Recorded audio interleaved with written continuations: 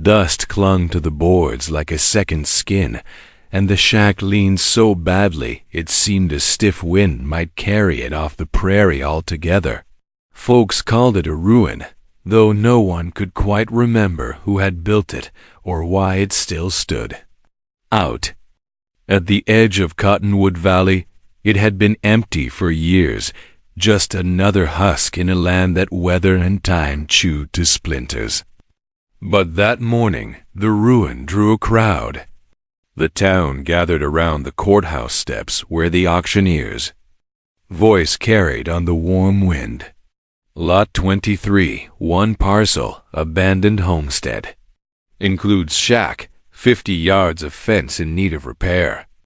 Bidding starts at $5. The words earned a few chuckles. Even $5 seemed too much for rotten timber and rusted nails. Still, one man stepped forward. He was lean, broad in the shoulders, with a dust-stained hat pulled low over eyes. That gave nothing away. His name was Elias Boone. Elias had lived quiet years drifting cattle, breaking horses, putting coin aside for something he couldn't yet name. Folks said he'd lost too much in the war, though no one pressed him for details. He didn't speak of it. He didn't speak much at all. But when he raised his hand and offered $5, silence rippled through the crowd. The gavel came. Down sharp, sold. Elias signed the paper, folded the deed into his coat, and rode out before anyone thought to ask him what a man like him wanted with a shack that had nothing left to give. The valley stretched wide and solemn. The cottonwoods along the creek shimmered silver in the sun, their leaves whispering against one another. Grass bent low in the breeze, already dry from the long summer. Elias guided his horse steady, rhythm like his own breathing. His life had been pared down to routine work, eat, rest, and repeat. The shack wasn't much, but it was his now. Maybe he could hammer straight what had sagged, nail shut the gaps that let the night in. Maybe. When he dismounted, boots sinking in dust, he studied the place more closely. The door sagged on one hinge, creaking at the faintest touch. Windows gaped like missing teeth. Even the roof sagged under its own age. He almost laughed. $5. Gone for a pile of wood barely fit for kindling. He pushed the door open. The smell hit him first stale, like earth packed tight in a cellar. Shadows bent across the floor. He took one step inside, then another. His spurs rang against the boards. That was when he heard it. The faintest sound, like a breath caught too long in a chest. Elias froze. A shift of fabric. The scrape of a valet boot. Then, from the corner where the shadows thickened, two small faces appeared, wide-eyed children, cheeks streaked with dirt. Behind them, a woman rose slowly, her dark hair tangled, her face pale but defiant. They weren't ghosts. They were flesh and bone, and they had been hiding here all along. For a long moment, no one spoke. The air between them was thick, still as pond water. Elias stood framed in the doorway, dust swirling around his boots, while the woman held her children close. Her arms circled them instinctively, as if her body could form a shield against whatever he might bring. The older of the two children, a boy of perhaps 10, squared his thin shoulders as though he might fight if it came to that. The girl, smaller, maybe 6, pressed her face into her mother's skirt. "I'll ask plain," Elias said finally, his voice quiet but steady. "Why are you here?" The woman's chin lifted. There was pride in her eyes, though it was clouded with fear, because we had nowhere else to go. Her voice cracked, though she tried to keep it firm. Elias studied her, dust streaking her dress, shoes worn through at the toes, the faint hollow in her cheeks that spoke of too many meals missed. Yet there was a fire there too, a refusal to bend. This place was empty, she went on. Or, so we thought. We weren't stealing, just surviving. Elias leaned one hand on the doorframe, considering. By law, the shack was his now. By right, he could send them packing, and no one would fault him. But the way the children's eyes clung to their mother told him they had already been turned out once, maybe more.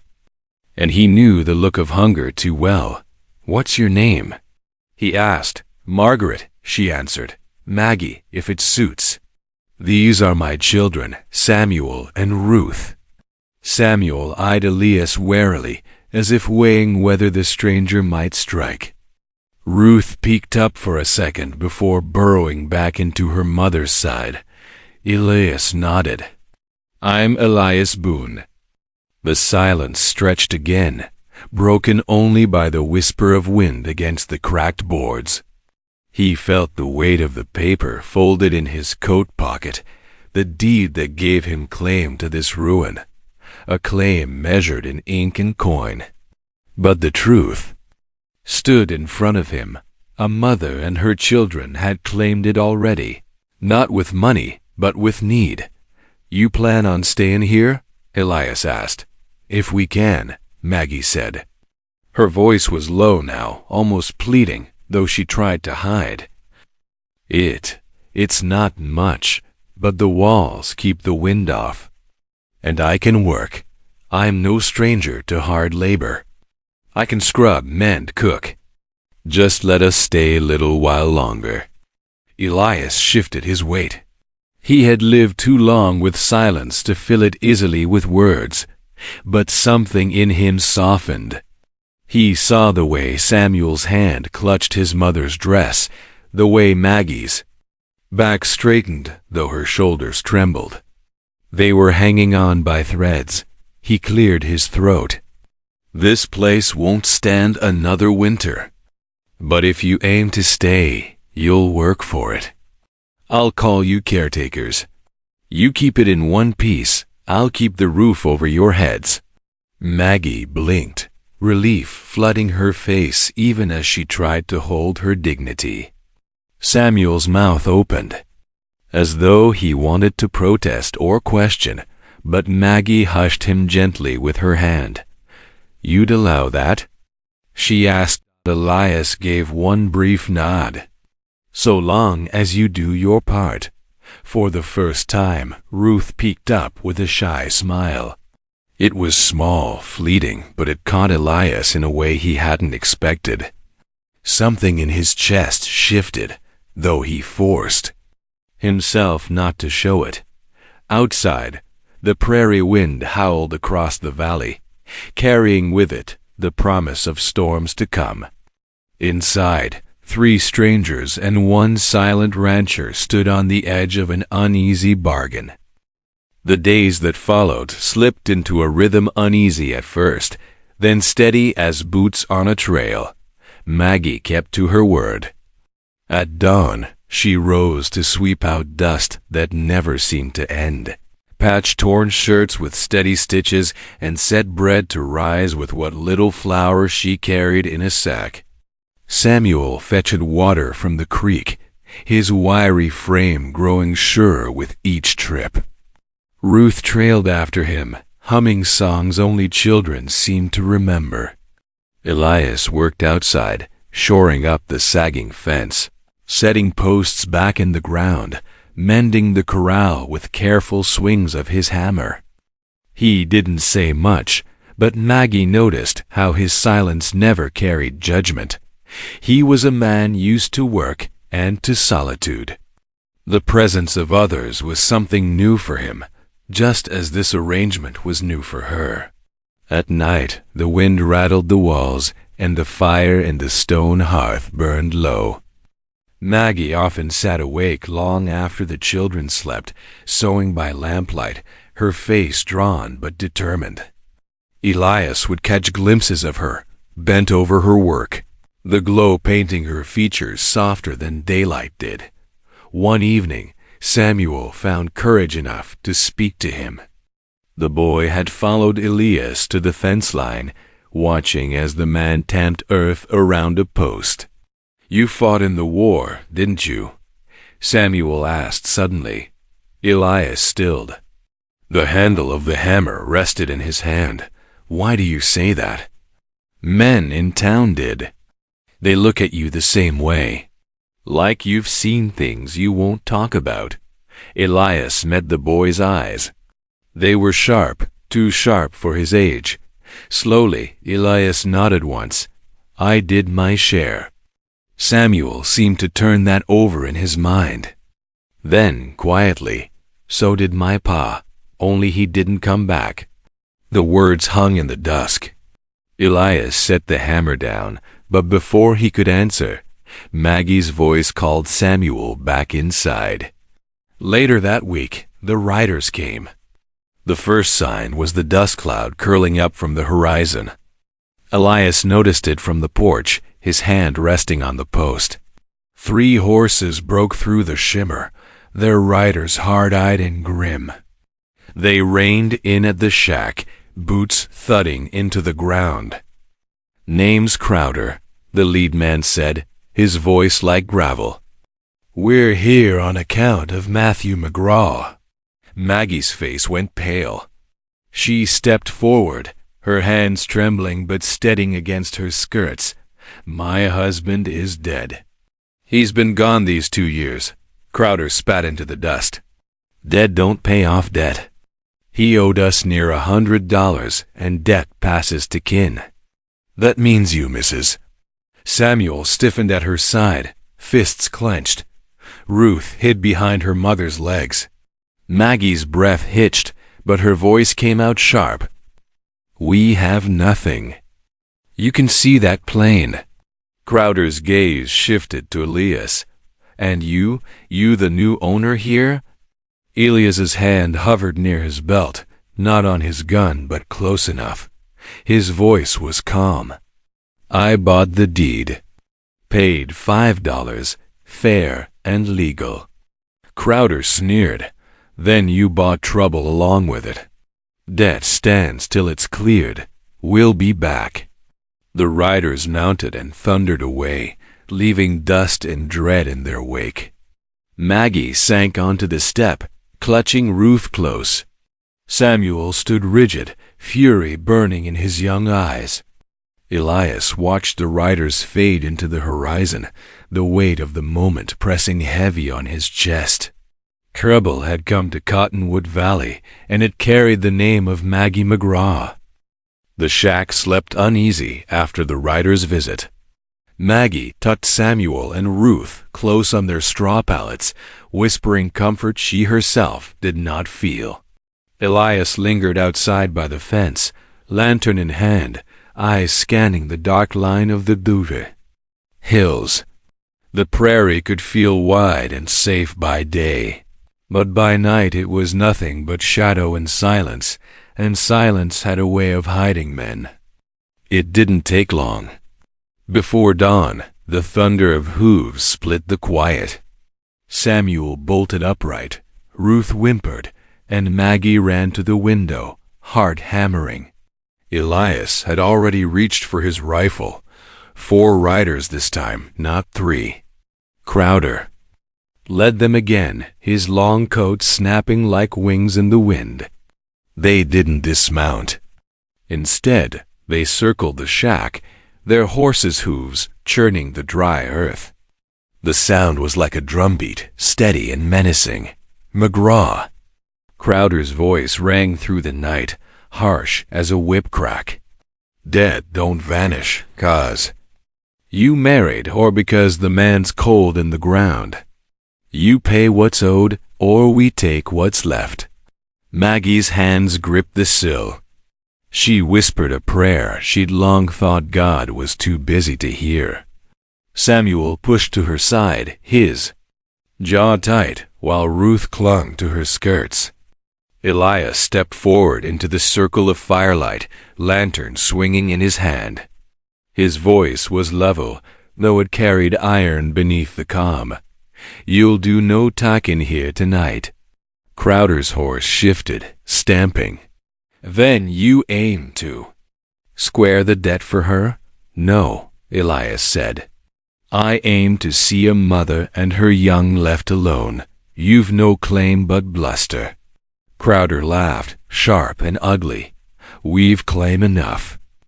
That paper deed in your pocket won't stop us from burning this ruin to ash." Samuel stiffened beside his mother.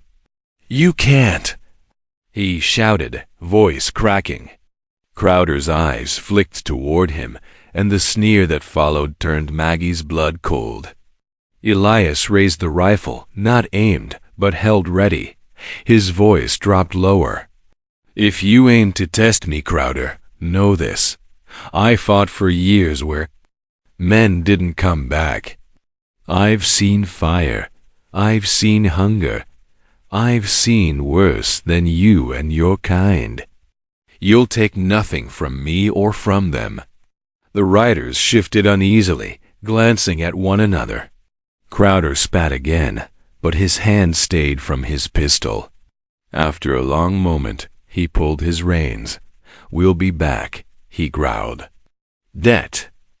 Don't die easy. Pray the law don't ride with us next time." They wheeled their horses and vanished into the night, dust hanging in their wake. The silence returned, but it was a heavier silence now, soaked in threat. Maggie collapsed against the wall, her arms around Ruth.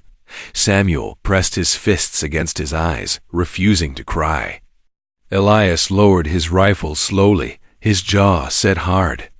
He had made a choice in that moment, whether he spoke it or not. Those 3 souls were his responsibility now. And whatever storm was gathering in Cottonwood Valley, he would stand in the middle of it. For 3 days after Crowder's second visit, the shack lived under a shadow. Maggie moved through her chores with tight shoulders, her eyes often darting to the horizon. Samuel grew restless, pacing the fence line with a stick he swung like a saber, muttering about defending his mother's honor. Ruth clung closer than ever, her small hands knotted in Maggie's skirts. Elias said little, but he was watchful. Each evening he circled the shack, scanning the valley's edge as if expecting the riders to return with fire and rope. Yet it wasn't men who struck first, it was the sky. By late afternoon, clouds rose like mountains, black and swollen, blotting out the sun. The prairie wind stiffened, carrying the smell of rain. Maggie looked up from the wash basin, her heart sinking. She knew that smell knew what it meant. "Samuel, Ruth, inside now," she called. But Elias was already saddling his horse, his voice sharp for the first time since she'd met him. "It ain't the shack that's in danger, it's the river. If it rises, wagons and stock'll be swept away. And there's a freight wagon camped in the low wash, Crowder's men." Maggie blinked at him, startled. "You mean to help them?" "They'll drown otherwise," Elias said simply. "And the supplies they carry, grain, seed, tools. This valley needs them, whether you hate the men or not." Samuel bristled. "After what they said, let them lose everything." But Maggie caught her son's arm, her eyes searching Elias's face. There was no hesitation there, only grim resolve. Finally, she nodded. "Then we'll help." The storm broke like a war drum. Rain hammered the land, turning dust to mud in minutes. The creek swelled, frothing white. By the time they reached the wash, water licked at the wagon wheels, and Crowder's men were shouting, whipping their horses in panic as supplies threatened to tip and vanish downstream. Elias leapt from his saddle, rope already in hand. He shouted above the roar, voice carrying with command. "Tie off to that cottonwood. Keep the lead team steady." Crowder's eyes widened, fury and desperation warring on his face. "Why the hell would you? Because if you lose this wagon, you starve come winter," Elias barked back. Samuel splashed into the torrent beside him, clutching another rope with white-knuckled determination. Maggie tied her skirts and waded in, bracing against the current. Even Ruth, standing on the bank, gathered scattered sacks and dragged them to higher ground with stubborn little arms. The flood roared, pulling like a living beast. Elias's muscles strained as the rope cut deep into his palms, water surging to his waist. For one sickening moment, the wagon tipped, wheels leaving the mud, but Maggie threw her shoulder against the load, Samuel bracing at her side. With a heave and a roar, they dragged it back in line. When at last the wagon stood secured against the cottonwood, the storm rolled past as quickly as it had come, leaving them soaked, shivering, and gasping for breath. Crowder sat astride his dripping horse, staring at them all. Elias, Maggie, Samuel, even Ruth, mud-streaked and panting but unbroken. His jaw worked, but no words came. For the first time since he'd ridden into their lives, Crowder tipped his hat. Not mockery this time, but something closer to respect. The prairie dawn broke pale and clean after the storm, the land washed raw and shining. Pools of water dotted the ruts in the road, and the air smelled sharp, like wet earth and cedar bark. For once, the shack seemed less a ruin and more a refuge. Its battered roof had held against the rain, smoke curling from its chimney as Maggie stirred a thin porridge for the children. Elias stood outside, rubbing oil into his rifle, when hoofbeats came again. But this time they were slower, not the thunder of menace. Crowder and two of his men rode up the slope, their horses splattered with mud, their faces drawn from a night of battling floodwater. Maggie stiffened at the door. Samuel moved to block Ruth with his small body, ready to fight with bare fists if need be. Elias only rose to his feet and waited. Crowder dismounted, his boots squelched in the mud. For a long moment, no one spoke. Then he cleared his throat, the sound more uncertain than Elias would have ever expected. "You could have left us to drown," Crowder said. His eyes shifted to Maggie, then back to Elias. "But you didn't. That wagon, those supplies, you saved them." Elias gave a small nod. "No man deserves to be swept off the earth when help's at hand, not even one I don't trust." Crowder gave a short, humorless laugh. "Trust? That's a word I don't hear much." He pulled a folded sheet of paper from his coat, creased, water-stained, but still legible. "This is the claim ledger, McGraw's debt. I reckon it don't stand anymore." He held it up, then tore it in two. The sound was sharp, final. The pieces drifted to the mud, sodden and useless. Maggie gasped, her hand rising to her mouth. Samuel's eyes widened, and for once he looked almost like a child again, not the hardened boy he tried so hard to be. Ruth tugged at her mother's skirt and whispered, "We can stay?" Crowder's gaze lingered on Elias. Word'll spread. "Ain't no man in this valley gonna press you for what's owed. Not after what happened. You've got my word." Elias studied him, searching for falsehood, but found only weary sincerity. Slowly, he dipped his head. "That'll do." The riders turned their horses and left without further talk. No threat, no sneer, just the sound of hooves fading into the distance. When the dust settled, silence filled the air like a blessing. Inside, Maggie sank into the nearest chair, her body trembling with the release of weeks of fear. Tears filled her eyes, though she blinked them away quickly, unwilling to break before her children. Elias leaned against the doorframe, arms crossed, watching her steady herself again. "You saved more than their wagon," Maggie whispered finally. Her voice was rough, but it carried warmth. "You saved us." Elias didn't answer right away. He only looked at her, at the woman who had stepped into floodwater with a courage most men would shrink from.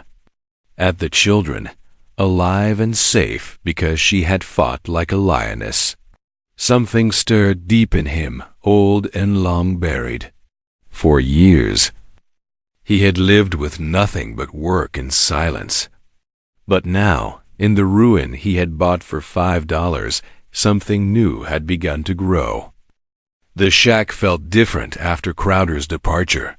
It wasn't just that the threat had lifted, though Maggie slept easier now, her children tucked safe under patched quilts. It was something quieter, harder to name. The air inside the battered walls carried a sense of belonging, fragile as a newborn foal yet undeniable. Elias rose before dawn, as always, but he no longer rode off alone.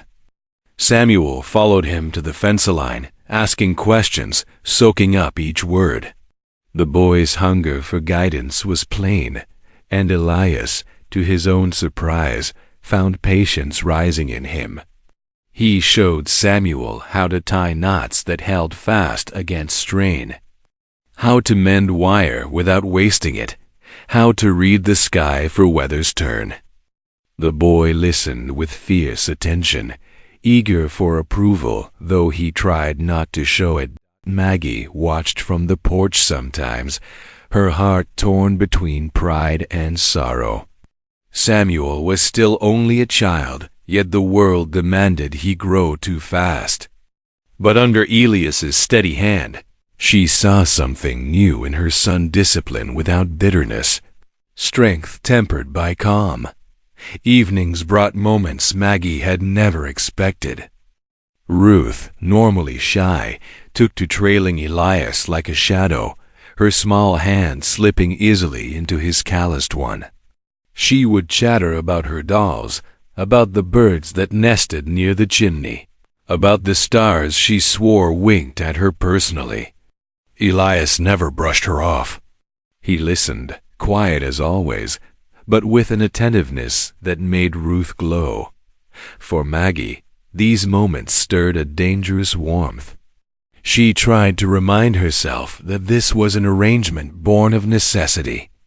Elias had no obligation beyond his word to shelter them. Yet when she caught him watching her, not with pity, but with the steady regard of a man who saw her strength, it was harder to keep her distance. One night, after the children were asleep, Maggie sat at the table, mending one of Samuel's shirts by lamplight. Elias leaned against the doorframe, his shadow stretching long across the floorboards. "You've carried more weight than most men could bear," he said quietly. Maggie's needle stilled. She looked up, startled by the kanta. Raw honesty in his tone. "I've carried what I had to. Nothing more." Elias shook his head. "It's more.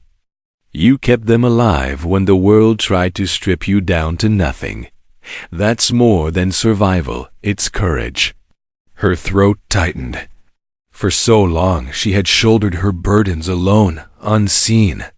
To have them acknowledged now left her shaken. She set the needle aside, her hands trembling slightly. "Why do you do this for us?" she whispered. "Why not send us on our way like anyone else would?" Elias's gaze didn't falter. "Because I know what it is to lose everything. And Because maybe I've been waiting for something worth holding on to." The room went still.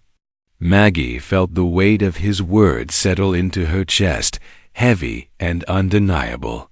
She didn't answer, couldn't, but in that silence, a truth took root between them, fragile yet unshakable. Outside, the wind stirred the prairie grass, carrying the promise of change.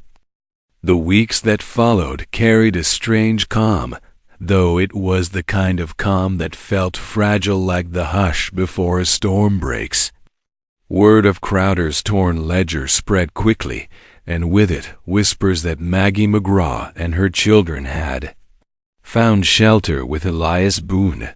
Some voices were approving, softened by gratitude for the supplies saved in the flood. Others were sharp-edged, suspicious of the widow and the silent rancher. In towns like Cottonwood, gossip was its own kind of weapon.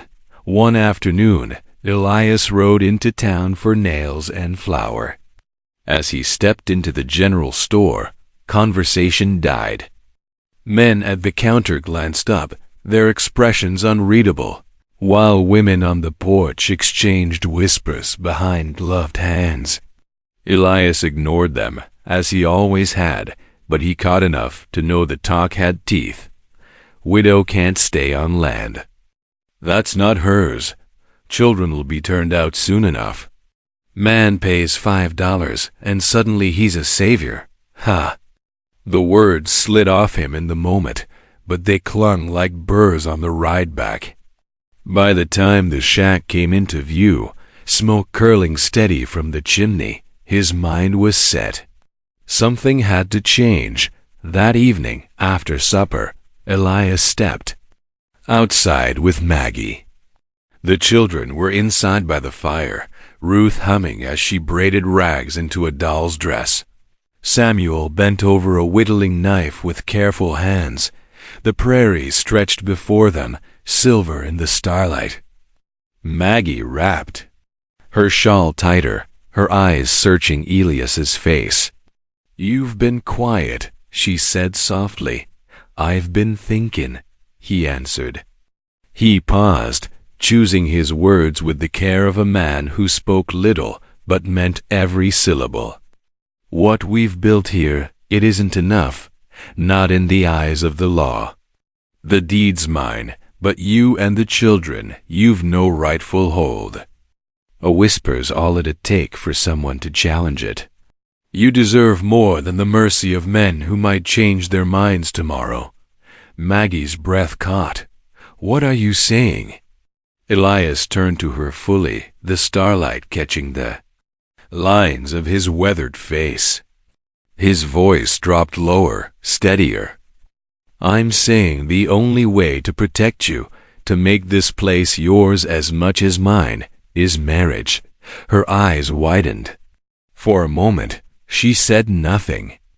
The wind rustled through the grass, filling the silence between them.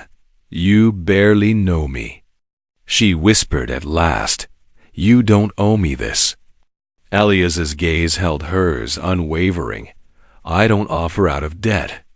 I offer because it's right, and because I reckon I've come to know enough.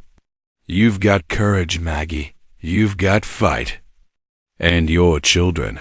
He glanced toward the door, where lamplight spilled across the threshold. "They need roots, so do I." Maggie's hands trembled as she clutched her shawl. Marriage had once meant love and hope. With Matthew, it had soured into struggle and regret. The idea of giving herself over again was terrifying. Yet here stood a man who asked nothing but offered everything. Tears filled her eyes. She blinked them back, but her voice wavered when she spoke. "If we do this, it's not just to shield us. It's to build something new." Elias inclined his head. "That's my intent." Slowly, Maggie nodded. Then, yes. The word was soft, but it carried the weight of a vow inside. Samuel and Ruth looked up as the door creaked open, their mother stepping in with a new light in her eyes. The children couldn't know it yet, but their lives had just shifted. The ruin that had been only a hiding place was about to become a true home. The sun rose over Cottonwood Valley like a promise, gilding the prairie grass in gold. The morning air carried the scent of sage and wet earth, a reminder of the storm that had nearly swept them all away. On the hill outside town, the little wooden chapel stood waiting, weathered but proud, its white paint faded, its bells silent except for Sundays. Maggie stood inside its narrow vestibule, her hands trembling as she adjusted the simple ribbon that held back her hair. She wore her best dress, mended too many times to be new, but freshly washed and pressed. Samuel tugged at his shirt collar, scowling at its stiffness, while Ruth twirled in delight, proud of the tiny wreath of wildflowers she had gathered herself. "Do I look proper, Mama?" Ruth asked, her eyes shining. Maggie bent and kissed her daughter's cheek. "You look like an angel." Elias waited at the front of the chapel, tall and still, his hat in his hands. The light from the single stained glass window spilled across him, painting his broad shoulders in hues of crimson and blue. For a man who had faced war and wilderness, he seemed suddenly uncertain, as though this moment carried more weight than any battle he had ever fought. The preacher cleared his throat. "Shall we begin?" The chapel was empty, but for the four of them and the preacher's wife, who played a hymn on the small, creaking organ. Yet to Maggie, it felt as though the whole valley held its breath. She walked the narrow aisle with Samuel at her side and Ruth skipping ahead, petals falling from her small hands. Each step echoed against the wooden floorboards, steady and sure, until she reached Elias. He looked down at her, his gray eyes steady. For once, he spoke without hesitation. "You've carried yourself through trials most couldn't endure. From this day, I'll see you don't carry them alone." Maggie's throat tightened, but she found her voice. "You've given us more than shelter. You've given us a chance to live, not just survive. I'll walk beside you for the children, and for the home we will make." The preacher's voice rose over the organ's soft chords.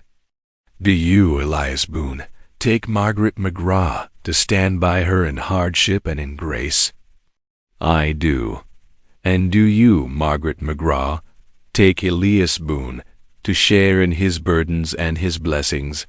"I do." The words sealed more than a union. They sealed their place in the valley, unassailable by gossip or claim. When Elias slid the simple band onto Maggie's finger, her hand trembled, not from fear, but from the realization that for the first time in years, she wasn't alone. Samuel lifted his chin, pride flashing in his young face. Ruth clapped her hands, laughing as though the world had just been made new. "You are husband and wife," the preacher declared. "May this house you build stand against every storm."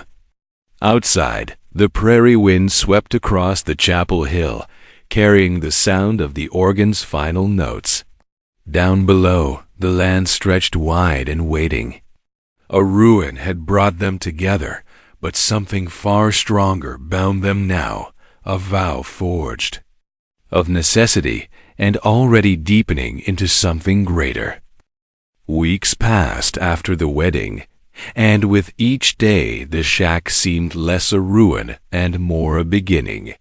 Elias and Samuel worked side by side, driving new posts into the earth, raising walls with lumber hauled from town.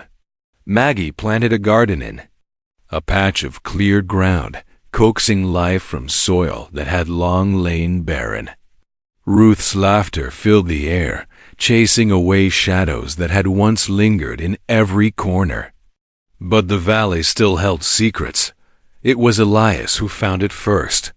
He had been walking the northern edge of the property with the deed in his pocket, rereading the spidery script of boundaries and notations.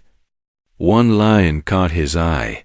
Parcel includes natural spring, marked by Cottonwood Grove. His brow furrowed. He knew the grove half a mile uphill, where the grass grew uncommonly thick, but he had never thought much of it. Curiosity led him. There that afternoon, the cottonwoods whispered overhead, their roots sunk deep into dark soil. Beneath their shade, he heard it, the faint trickle of water. Brushing aside leaves and stones, he uncovered the mouth of a spring, clear and cold, bubbling from the earth itself. He filled his hands and drank. The water was sweet, pure as mountain snow. In this dry valley, where every creek ran shallow, by late summer, such a source was worth more than silver. His heart quickened. What he had bought for $5 was no ruin at all. It was the lifeblood of the land. He brought Maggie and the children the next morning. Samuel knelt by the spring, eyes wide, and splashed water on his face. Ruth squealed with delight, cupping her palms like a tiny chalice. Maggie stood behind them, her hand pressed to her mouth, tears brimming. "Elias," she whispered, "this changes everything." He nodded. "No man can take this from us now. With water, the valley will feed stock, crops, families. This land will stand long after we're gone." Maggie turned to him, her voice trembling with wonder. "And to think it was hidden all along, waiting." Elias met her gaze, his own steady but softened by a rare smile. Like some things worth finding, the spring became their center. Buckets were filled each morning, the garden flourished, and the news spread quickly. Neighbors who once whispered suspicion now came with open hands, offering seed, tools, and friendship. For in the West, water was life, and life was worth sharing. One evening, as the sun bled across the prairie in colors of fire and gold, Elias sat on the porch with Maggie beside him, Samuel and Ruth chasing fireflies in the yard. The shack was no longer a ruin. It was a home. "You saved us," Maggie said softly. Elias shook his head. "No, we saved each other." The spring murmured. In the distance, a song of promise that would carry them into every season yet to come. From a shack bought for $5 to a homestead reborn, Elias Boone and Maggie McGraw turned ruin into refuge. Together with Samuel and Ruth, they found not only safety but love, proving that even in the harshest valleys, hope can take root. What began as survival became a family, and what seemed worthless became the wellspring of a future. If this story moved you, thank you for staying with us until the end. Share this tale with someone who believes in second chances. Leave a comment. We read every word, and your thoughts matter. Subscribe for more Wild West stories of love, courage, and redemption. Because the frontier wasn't just built on land, it was built on hearts.